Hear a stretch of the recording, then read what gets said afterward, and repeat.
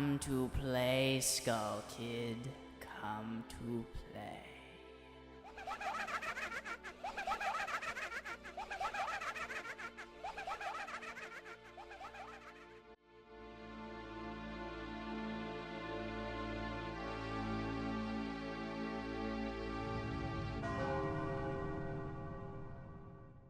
The Skull Kid, seemingly the main antagonist of The Legend of Zelda Majora's Mask. Or is he? Spoilers! If you've beaten the game by now, I'm sure you know it's actually Majora's Mask itself. The question is, did the Skull Kid know what he was doing the entirety of the game? Or was he actually controlled by the mask and used as a scapegoat? Let's start by saying that mostly everything that happens in Termina can be linked back to the Skull Kid and his mischief, from the moon falling to Darmini dying. Some of his encounters are darker than others, but his main goal is to destroy all of Termina in the end. Now, if you notice, I say Skull Kid, not Majora. This is because nearly every person that is affected by him in the game blames the imp, not the mask. It seems as though Majora used the Skull Kid to take the heat for him while still being in full control. And why wouldn't he? The Skull Kid is nearly the perfect host. He has knowledge of Termina and its gods, and he's already resented in the land of Termina, according to Anju's grandmother and the legend she tells of the four giants. Not only did the Skull Kid have knowledge of Termina, but his mind was also very weak, due to being abandoned and banished by the four giants, leaving the Skull Kid open to the dark powers of Majora's Mask. It's possible the only real crime the Skull Kid committed was stealing Majora's Mask from the Happy Mask salesman.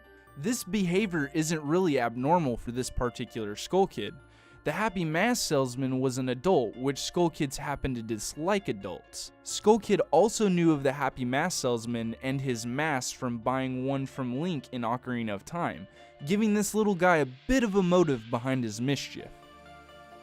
After taking Majora's Mask, his attitude changes. He suddenly becomes dark and mistreats others around him. More so than just tricks, almost like the mask is talking through the Skull Kid.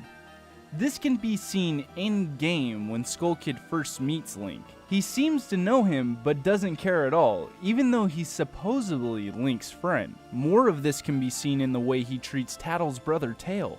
On the third day, when approaching the Skull Kid atop the clock tower, he hits Tail for telling Tattle to call the four giants. This isn't normal Skull Kid behavior. Though Skull Kids may be tricksters, none of them have been shown to be overly violent except for the Skull Kid while wearing Majora's Mask. In fact, the Skull Kid is even said to not be acting himself by Tail. The power of the mask made him do it. It was too much for the Skull Kid to handle. This, alongside the giant telling Tattle to forgive her friend, shed some truth on what may have actually been going on.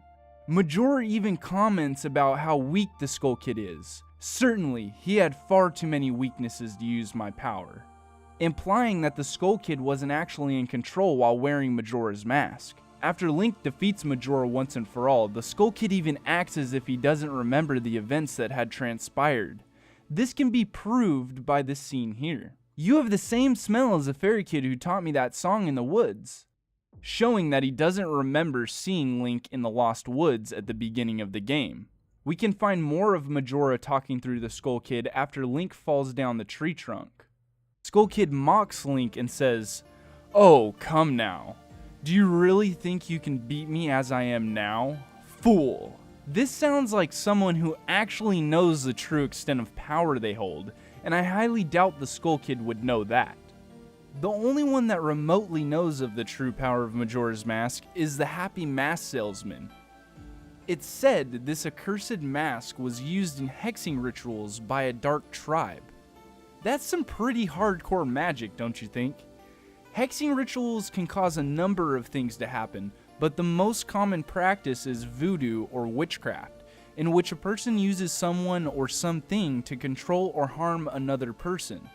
This is rather reminiscent of Majora's Mask and the Skull Kid. This very well could have been the use of the mask by its former owners, causing its wearer to bend at the will of the tribe without having any recollection of it. Using dark magic like this comes with many consequences, possibly explaining the disappearance of the Dark Tribe due to the mask becoming more powerful than even its creators.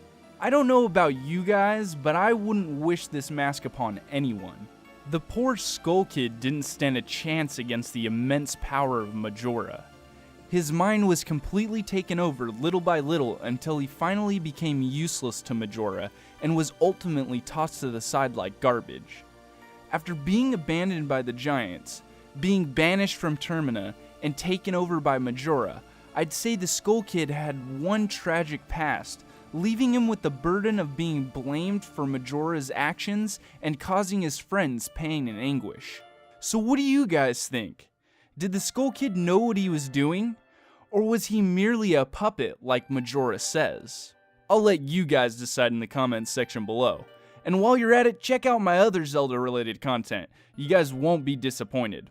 With that said, you guys all have a good one. Remember to like, comment, subscribe. Peace out.